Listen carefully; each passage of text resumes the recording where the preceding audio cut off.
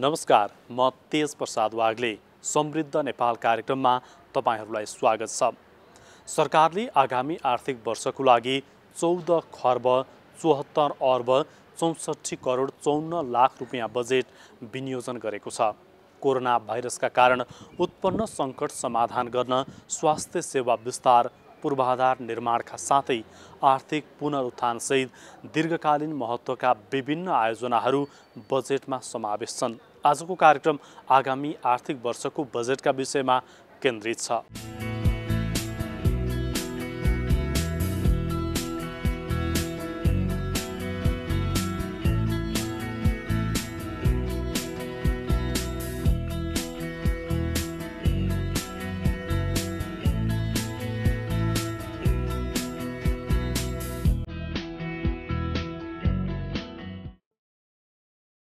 सरकारले आगामी आर्थिक वर्ष 2077-78 को लागि 14 खर्ब 74 अर्ब 64 करोड 54 लाख रुपियाँको बजेट विनियोजन गरेको छ।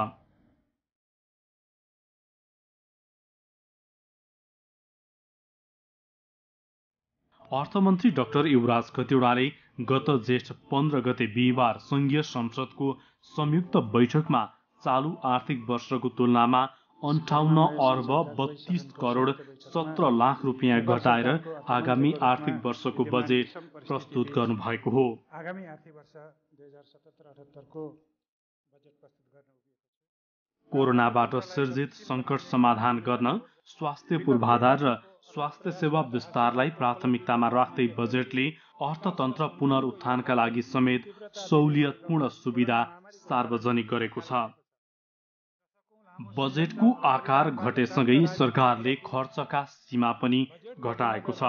आगामी आर्थिक वर्षमा सरकारले चालुतर्फ 9 खर्ब 48 अर्ब 94 करोड रुपियाँ बजेट विनियोजन गरेको छ। यो चालु आर्थिक वर्षको तुलनामा 8 अर्ब 16 करोड रुपियाँले कम हो। त्यस्तै पुँजीगततर्फ 3 खर्ब 52 अर्ब 51 करोड रुपियाँ छुट्याइएको छ, जुन चालु आर्थिक वर्षको तुलनामा 55 अर्ब 68 करोड रुपियाँले कम हो। आगामी आर्थिक वर्षको लागि सरकारले वित्तीयतर्फ 1 खर्ब 72 अर्ब 79 करोड रुपियाँ विनियोजन गरेको छ। विनियोजित कुल बजेटमध्ये प्रदेशलाई 55 अर्ब 19 करोड र स्थानीय तहलाई 90 अर्ब 5 करोड समान रूपमा अनुदान उपलब्ध गराइने भएको छ। त्यस्तै सशर्त अनुदानतर्फ प्रदेशलाई 36 अर्ब 35 करोड र स्थानीय तहलाई 1 खर्ब 61 अर्ब 8 करोड रुपियाँ विनियोजन गरिएको छ। राजस्व बाँडफाँडतर्फ जनसङ्ख्या, क्षेत्रफल, न्यून विकासलाई आधार मानेर प्रदेश र स्थानीय तहलाई 1 खर्ब 22 अर्ब 14 करोड रुपियाँ बाँडफाँड हुने अनुमान बजेटमा प्रस्तुत छ। त्यस्तै प्रदेश र स्थानीय तहले आफै सञ्चालन गर्न माग भएका आयोजनाको लागि 9 अर्ब 96 करोड समपूरक अनुदान र विशेष अनुदानतर्फ 9 अर्ब 97 करोड रुपियाँ बजेट व्यवस्था भएको छ। खर्च व्यवस्थापन गर्न सरकारले राजस्वबाट 8 खर्ब 89 अर्ब 62 करोड र वैदेशिक अनुदानबाट 60 अर्ब 52 करोड रुपियाँ व्यवस्था गर्ने अनुमान गरेको छ। त्यस्तै नपुग बाँकी बजेटको लागि 2 खर्ब 79 अर्ब 50 करोड रुपियाँ वैदेशिक ऋण र 2 खर्ब 25 अर्ब रुपियाँ आन्तरिक ऋण उठाउने बजेटमा उल्लेख छ।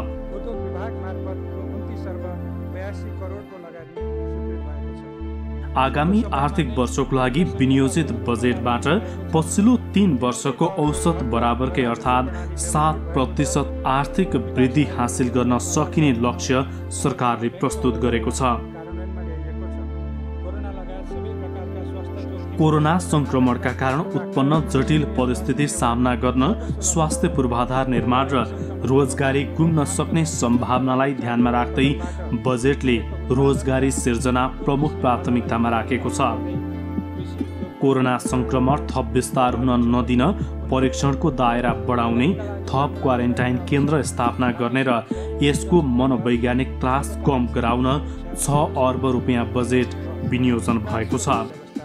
स्वास्थ्य जोखिमको न्यूनीकरण, गुणस्तरीय स्वास्थ्य सेवा र पूर्वाधार विकासको लागि सरकारले स्वास्थ्य मन्त्रालयको बजेट 22 अर्ब रुपियाँ बढाएर 90 अर्ब 69 करोड रुपियाँ पुर्याएको छ। कोरोना महामारी लगायत संक्रामक र अन्य रोगबाट सिर्जना हुने स्वास्थ्य जोखिमको न्यूनीकरण गर्न, रोगको रोकथाम, नियन्त्रण र उपचारका लागि गुणस्तरीय स्वास्थ्य सेवा, पूर्वाधार विकास, औषधि एवं उपकरण र दक्ष चिकित्सक तथा स्वास्थ्यकर्मीको सेवा विस्तार गर्न उच्च प्राथमिकता दिई स्वास्थ्य क्षेत्रमा उल्लेख्य बजेट वृद्धि गरेको छु। यस्तै बेरोजगारी समस्या समाधान गर्न प्रधानमन्त्री रोजगार कार्यक्रमको विस्तार, स्थानीय स्तरमा सिपमूलक तालिम लगायतबाट सरकारले 7 लाखभन्दा बढी रोजगारी सिर्जना गर्ने लक्ष्य राखेको छ। कोरोना सङ्कटका कारण सिर्जित आर्थिक समस्या समाधान गर्न सरकारले 50 अर्ब र 1 खर्ब गरी 1.5 खर्ब रुपियाँको छुट्टै राहत प्याकेज घोषणा गरेको छ, जसमध्ये घरेलु साना र मझौला उद्योग र पर्यटन व्यवसायका श्रमिक र कर्मचारीको पारिश्रमिक भुक्तानी तथा व्यवसाय सञ्चालन गर्न 5% ब्याजमा कर्जा उपलब्ध गराउन नेपाल राष्ट्र ब्याङ्क मार्फत सञ्चालन हुने गरी 50 अर्बको कोष खडा हुनेछ। त्यस्तै सबै किसिमका उद्योग सञ्चालन गर्न 5% ब्याज दरमै कर्जा उपलब्ध गराउने गरी केन्द्रीय ब्याङ्कले 1 खर्ब रुपियाँसम्मको पुनर्कर्जा सुविधा उपलब्ध गराउने भएको छ। यसबाहेक विद्युत महसुलमा छुट, सामूहिक कोरोना बिमामा 50% सम्म अनुदान, लकडाउन अवधिभर सामाजिक सुरक्षा कोषमा जम्मा गर्नुपर्ने रकम सरकारले नै राखिदिने, वायु सेवा कम्पनीलाई पार्किङ अनुमति दस्तुर र हवाई इन्धनमा लाग्ने करमा समेत छुटको व्यवस्था बजेटले गरेको छ। सरकारले आगामी आर्थिक वर्ष ठूला र नयाँ आयोजनाको लागि भने बजेट विनियोजन गरेको छैन। पुरानै र निर्माण सम्पन्न हुन लागेका मेलम्ची खानेपानी, अन्तर्राष्ट्रिय विमानस्थल निर्माण, द्रुत मार्ग निर्माण जस्ता पुरानै र महत्त्वपूर्ण आयोजनालाई बजेटले स्थान दिएको छ। सरकारले प्रधानमन्त्री रोजगार कार्यक्रमको दायरा विस्तार गरी सङ्घ, प्रदेश र स्थानीय तहमा सञ्चालित सार्वजनिक विकास निर्माण कार्य श्रममूलक प्रविधिबाट कार्यान्वयन गर्ने भएको छ।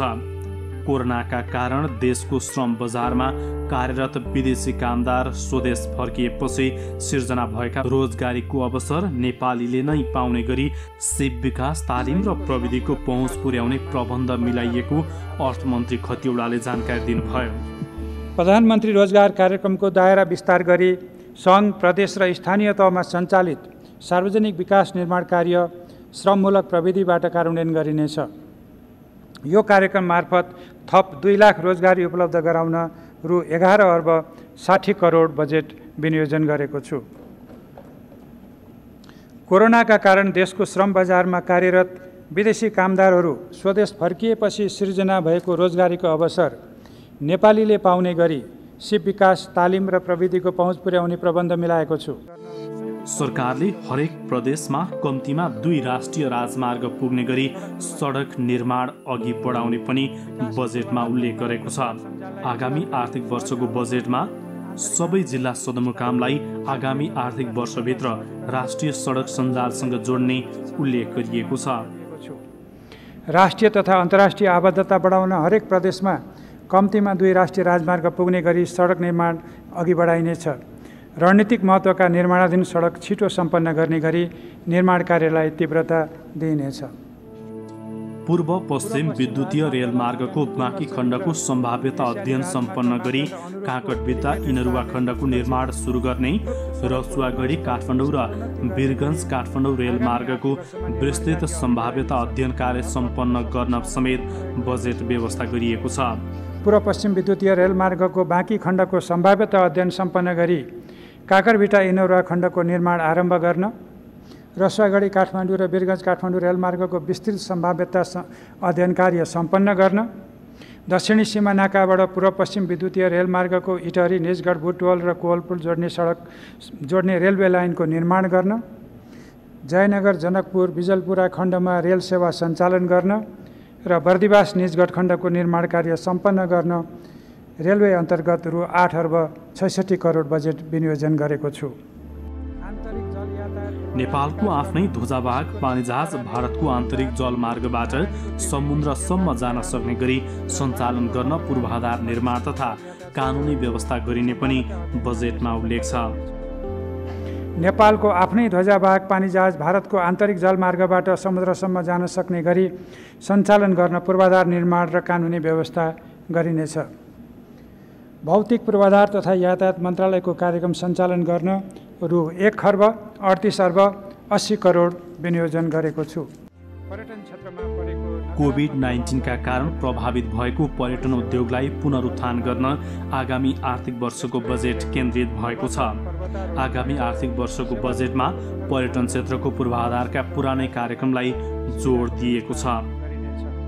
एक प्रदेश एक पर्यटकीय गन्तव्यको अवधारणा अनुरूप सबै प्रदेशमा ठुला पर्यटकीय पूर्वाधार विकास गरिनेछ। निजी क्षेत्र समेतको सहभागितामा हिमाली तथा पहाडी क्षेत्रमा पर्यटनका सम्भावना पहिचान गरी पर्यटक आकर्षण गर्ने मौलिक संस्कृतिको विकास र प्रवर्धन गर्न पर्यटन पूर्वाधारका लागि रु 1 अर्ब 26 करोड बजेट व्यवस्था गरेको छु। आगामी आर्थिक वर्षमा थप 1300 मेगावाट ऊर्जा राष्ट्रिय प्रसारण लाइनमा जडान गर्ने योजनाका साथ आगामी आर्थिक वर्षको बजेट सार्वजनिक भएको छ। आगामी आर्थिक वर्ष सरकारले मिक्स एनर्जीको अवधारणा अनुसार जलविद्युत, सौर्य, वायु तथा वैकल्पिक ऊर्जाको आयोजनालाई एकसाथ विकास गर्ने भएको छ। समृद्ध नेपाल सुखी नेपालीको राष्ट्रिय आकांक्षा सहित अघि बढेको सरकारले कोरोना भाइरस संक्रमणको महामारीसँगै निरोगी नेपालको थप रणनीति समेत अघि सारेको छ। सरकारले उत्पादनशील तराई मधेस क्षेत्रमा समृद्ध तराई मधेस सिंचाई विशेष कार्यक्रम समेत ल्याएको छ। यस्तै सरकारले समृद्धिको लागि वन कार्यक्रम मार्फत वन पैदावारमा काष्ठ, गैर काष्ठ र जडीबुटीमा आधारित उद्यमको विकास गर्ने लक्ष्य लिएको छ।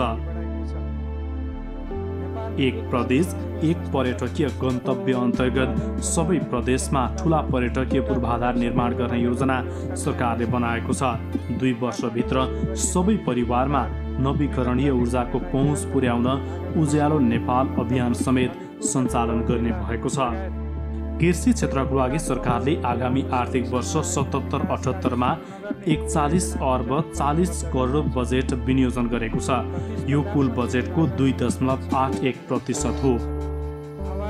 सरकारले संघीय संसदमा पेश गरेको आर्थिक वर्ष 77-78 को वार्षिक बजेटमा राजनीतिक दलहरूले मिश्रित प्रतिक्रिया दिएका छन्। सत्तारूढ दलका नेताहरूले बजेट सन्तुलित र समय सापेक्ष भएको बताउँदा प्रतिपक्षले परम्परागत भएको बताएका छन्। जे विषयमा चाहिँ हामीले जोड दिनुपर्ने हो भन्ने कुरा सिद्धान्त त ठिक छन्। जस्तै अहिले हामीले कोरोनाको महामारीबाट जुन जीवज्यानको खतरामाथि सबभन्दा ठुलो प्रश्न छ, त्यसैले स्वास्थ्य क्षेत्रमा उपचारको क्षेत्रमा प्राथमिकता दिने कुरा, तत्काल चाहिँ व्यवसायीहरूलाई र रोजगारविहीन भएकालाई राहत दिने कुरा, कृषि क्षेत्रमा शिक्षा क्षेत्रमा जोड दिने कुरा सिद्धान्तमा त ठिकै भनेको छ, तर व्यवहारमा गरेर तपाईँले हेर्नु हो भने त्यो चाहिँ देखा पर्दैन। समग्रमा जति बढी के अरे गैर अनुशासित हुन सक्ला भन्ने चिन्ता थियो त्यति चाहिँ छैन। अलिकति रेस्टुरेन्ट चाहिँ अर्थमन्त्रीजीले गर्नुभएको छ, तर रेस्टुरेन्ट हुने पनि उहाँसँग अर्को बाटो थिएन। बाटो किन थिएन भन्दाखेरि अहिले कोरोनाको कहरबाट मुलुक बाहिर निस्कँदाखेरि केही खर्च, चालु खर्च कोरोनाबाट जनतालाई जोगाउन हुने नै थियो। त्यसले गर्दाखेरि चालु खर्चमा 35% अहिलेको संशोधित अनुमानभन्दा अर्को वर्षको चालु खर्च 35% वृद्धि हुन्छ। त्यो मूलतः मलाई लाग्छ वृद्धि कोरोनाको प्रभावबाट भएको कारणले नै हो। कुनै पनि मुलुकको विकासका मूल आधार भनेको शिक्षा र स्वास्थ्य नै हो। त्यसपछि हाम्रो जस्तो मुलुकमा गरिब बेरोजगारी हल गर्ने आधार भनेको कृषि हो। र यसपालि पनि चाहिँ के छ भने शिक्षा र कृषि क्षेत्र उपेक्षित नै देखियो। कोभिड-19बाट नेपालको अर्थतन्त्रमा परेको प्रभावलाई कसरी कम गर्न सकिन्छ, साथै सङ्क्रमण र अन्य स्वास्थ्य समस्याबाट नेपाली जनताको जीवन रक्षा कसरी गर्न सकिन्छ, त्यस विषयमा नै यो बजेट केन्द्रित छ। हेर्दाखेरि चाहिँ यो बजेटले चाहिँ अवश्य नै अब कोभिड-19 लाई हेरेर यो बजेट आएको छ। टुरिज्म सेक्टर र पर्यटन भयो, यसलाई चाहिँ धेरै कुराहरू गर्न कोसिस गरिरहेछ। अब त्यो कोषहरू पनि नवरत्न नव के नव सबै धेरै कोषहरू यो प्रधानमन्त्रीको स्वरोजगारबाट धेरै गछ। अब यसलाई चाहिँ नि त्यो सबैलाई चाहिँ कार्यान्वयन चाहिँ नि छिटो गर्नुपर्छ, कार्यान्वयन चाहिँ ढिलो गर्नु हुँदैन। संघीय संसदको दुवै सदनमा सरकारले आगामी आर्थिक वर्षको राजस्व र व्ययको वार्षिक अनुमानमाथि छलफल समेत भएको छ भने कोभिड-19 पछिको अर्थतन्त्रलाई गतिशील बनाउने गरी बजेटले अहिलेको असामान्य परिस्थितिको सम्बोधन गरेको सांसदहरूको भनाइ छ। यो बजेटले आजको राष्ट्रको आवश्यकतालाई सम्बोधन गरेर नेपालमा ठुलो परिवर्तन पछाडि जुन सामाजिक न्यायसहितको समृद्धिको लक्ष्य हासिल गर्ने हामीले अपेक्षा गरेका छौँ, त्यही दिशातिर उन्मुख हुने आधार यसले तयार गर्नेछ भन्ने मैले ठानेको छु र त्यसैले यो बजेट सकारात्मक अहिलेको आवश्यकता अनुरूप भएकोले यसलाई क्रियान्वयन गरेर जानु नै अहिलेको आवश्यकता रहेको कुरा प्रश्न पार्न चाहन्छु। बजेटले अपेक्षा गरेको, यसले आशा गरेको लक्ष्य प्राप्त गर्नको लागि त्यो खर्च गर्न सक्ने अवस्थाले चाहिँ धेरै नै सहयोग पुग्दछ। त्यसमाले स्थानीय तह र चाहिँ प्रदेशहरूले पनि यसमा स्मार्टली यो अभियानमा बजेटको कार्यदिशालाई चाहिँ समाउन सक्नुपर्ने, पक्रन सक्नुपर्ने अवस्था देखिन्छ। 64% चालु खर्चमा बिएको अनुमान गरिएको छ भने सरकारको राजस्व नै 8 खरब 90 अरबको हाराहारीमा छ।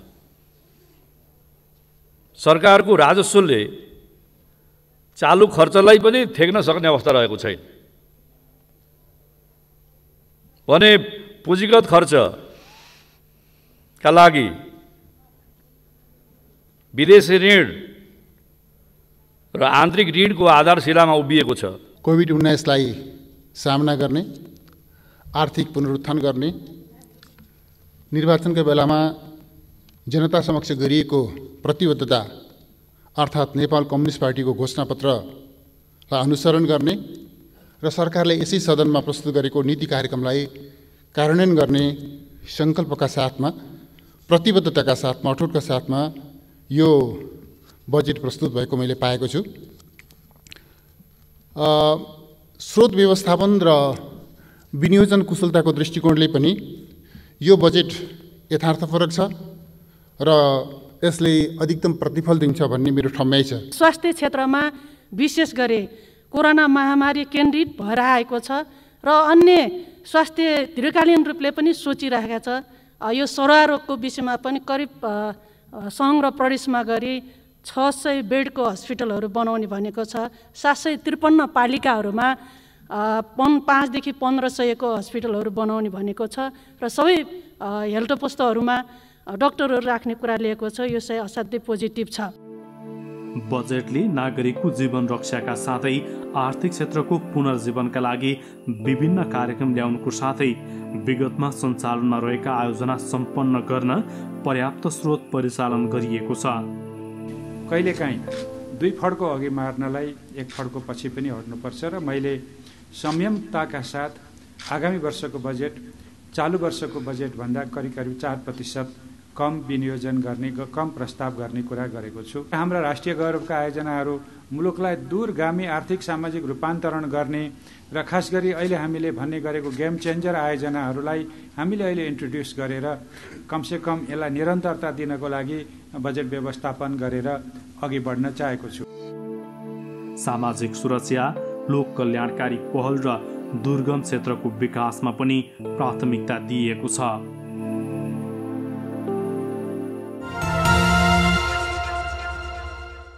कोरोना भाइरस कोभिड-19 का कारण उत्पन्न सङ्कट समाधान गर्न स्वास्थ्य सेवाको विस्तार र पूर्वाधार निर्माणका साथै आर्थिक पुनरुत्थानलाई बजेटले प्राथमिकता दिएको छ। बजेटले राहत, आर्थिक पुनरुत्थानका साथै जनताको आवश्यकता र महत्त्वाकांक्षा बीच सन्तुलन कायम गर्ने प्रयास गरेको छ। आजको लागि समृद्ध नेपाल कार्यक्रमको समय सकिएको छ। यो कार्यक्रम तपाईँ नेपाल टेलिभिजनको वेबसाइट www.ntv.org.np तथा नेपाल टेलिभिजनको मोबाइल एपमा पनि हेर्न सक्नुहुनेछ। आजको लागि समृद्ध नेपाल कार्यक्रमबाट हामी सबैलाई बिदा दिनुहोस्। नमस्कार।